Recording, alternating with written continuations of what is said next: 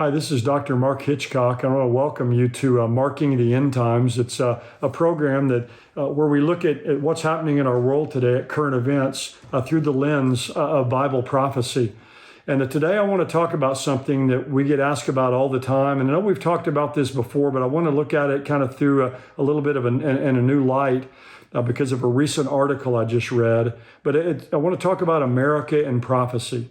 What the Bible says and doesn't say, and kind of what we see happening in our country today, because I do think that the downfall of America really is a significant sign of Bible prophecy, and I want to talk about that. I also want to, in the subscriber section, I want to answer some really good questions. One is, why does John's gospel not have Jesus' great prophetic sermon in it, like Matthew, Mark, and Luke do? That's a good question.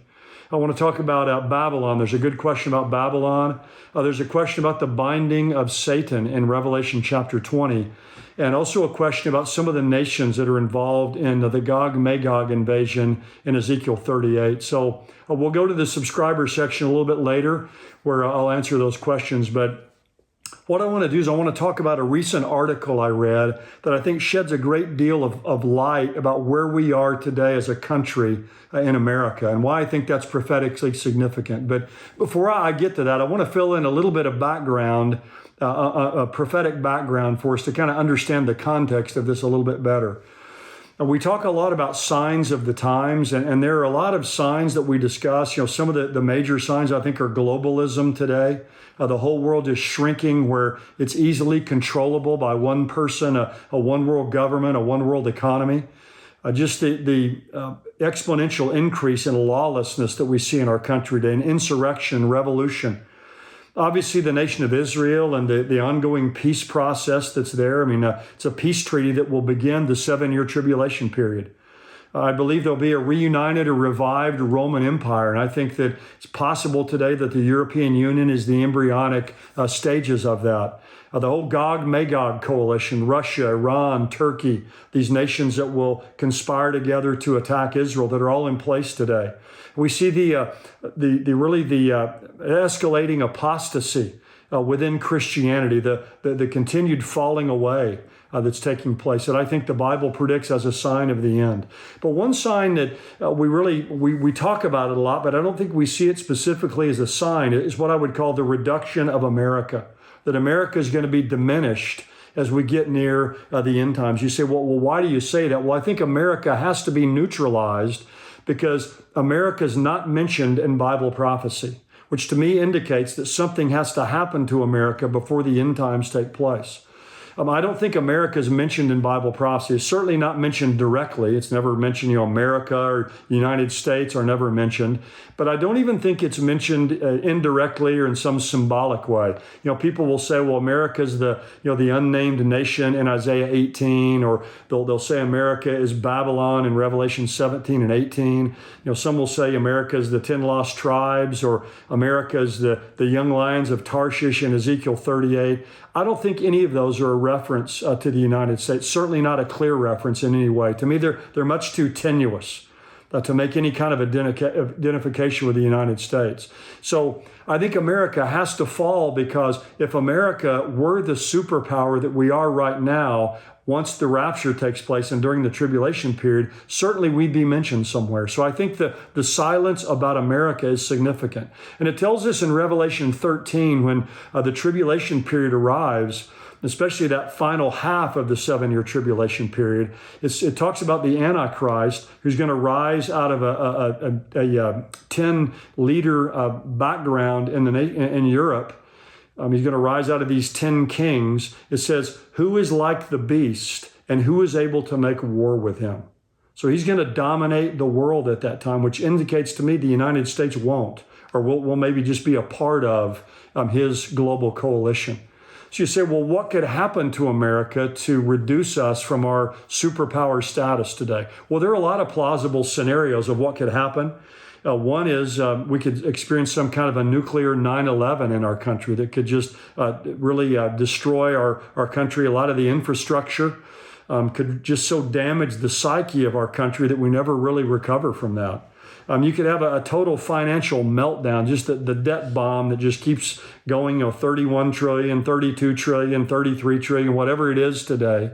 It explodes, and basically our country just implodes financially.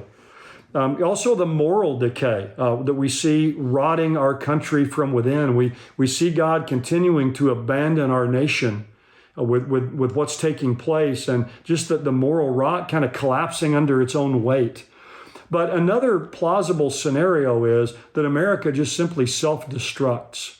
My friend David Reagan describes what's happening today as America's suicide.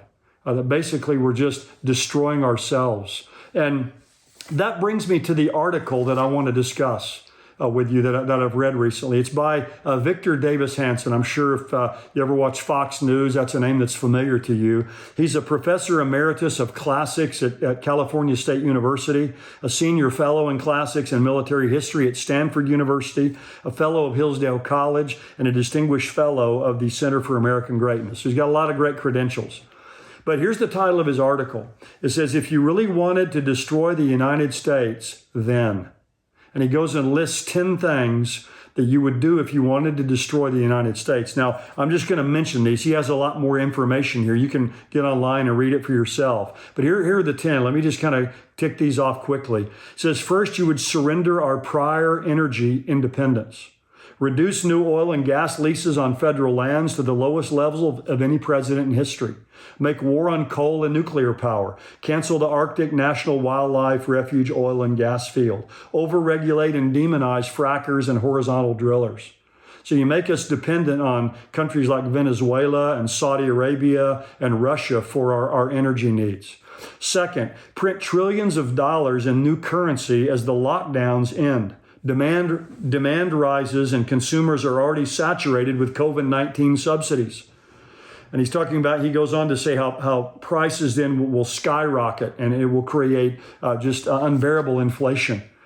Third, end America's physical boundaries. Render it an amorphous people and anywhere space. Allow 3 million illegal aliens to enter our country every year. Fourth, destroy the public trust in elections.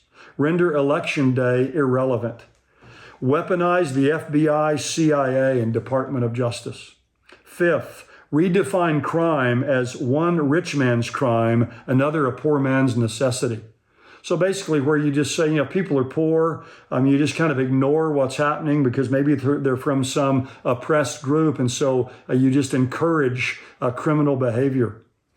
Sixth, identify individuals by their superficial appearance. Seek to be a victim and monetize your claims against perceived victimizers. Call anyone a racist who resists. Encourage tribalism. Encourage social and tribal tensions. And this is really a powerful statement here. He says, racially discriminate to end discrimination. Number 7, render the United States just one of many nations abroad. So just kind of continue to diminish and water down American exceptionalism. 8, neuter the First Amendment. Silence unwanted free speech while using big tech's mega profits to warp elections. Declare free speech hate speech. 9, demonize half the country as semi-fascists, un-Americans, insurrectionists, and even potential domestic terrorists. 10, never mention the origins of the COVID virus. Never blame China for the release of the virus. Exempt investigations of U.S. health officials who subsidize Chinese gain-of-function research. Ignore the Bill of Rights to mandate vaccinations, mask wearing, and quarantines. Then he says this at the end, Victor Davis Hanson. We have done all the above. It would be hard to imagine any planned agenda to destroy America that would have been as injurious as what we have suffered in the last 2 years. That's a profound statement. He said, it'd be hard to plan an agenda to do it more quickly than what we've done.